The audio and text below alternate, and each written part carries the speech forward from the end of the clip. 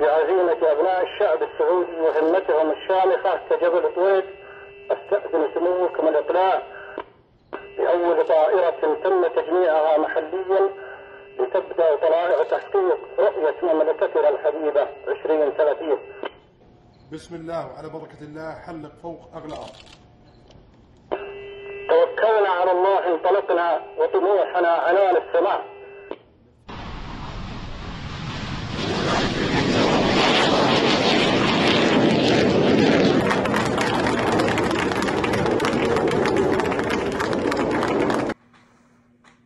الحمد لله وكفى، ونصلي على النبي المصطفى ومن اتبع سنن الهدى. أثلج صدورنا ما وصلت إليه بلادنا من تقدم في شتى المجالات ولله الحمد والمنة، ومنها ما أعلن هذا اليوم عن إقلاع أول طائرة عسكرية حربية يقودها ابن تيماء العقيد الركن أحمد عناد العنزي. قلت هذه الأبيات إهداء لسيدي ولي العهد وزير الدفاع على هذا الإنجاز طبعا، والشكر العقيد ابن تيماء الذي نفتخر به وبأمثاله من شباب تيماء في شتى القطاعات العسكرية، أرخصوا أرواحهم فداء وحبا لهذا الوطن وقادته. أقول فيها بعد عون الله سبحانه وتعالى: حلق بها فوق السماء شي عادي، صقورنا سادات بالجو تحوم،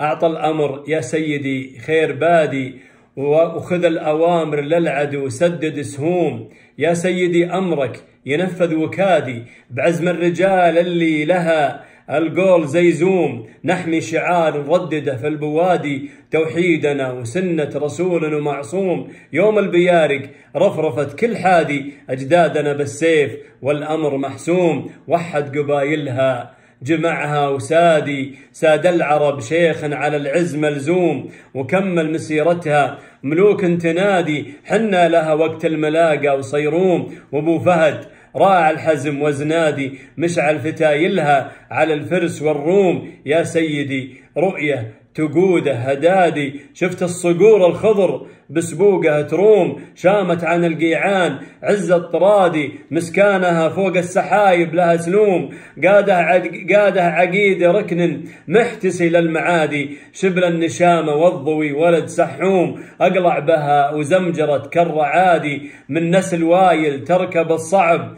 وهجوم، يا سيدي تيمة تعد العداد في كل فن ترفع الراس وعلوم، أرواحهم يا سيدي لك تنادي، يا مرحبا باللي مقدر مقسوم، ما دام عز بلادنا خير يادي، آل سعود اللي لهم حكم مقسوم، حق علي أفخر ونومس حصادي، بين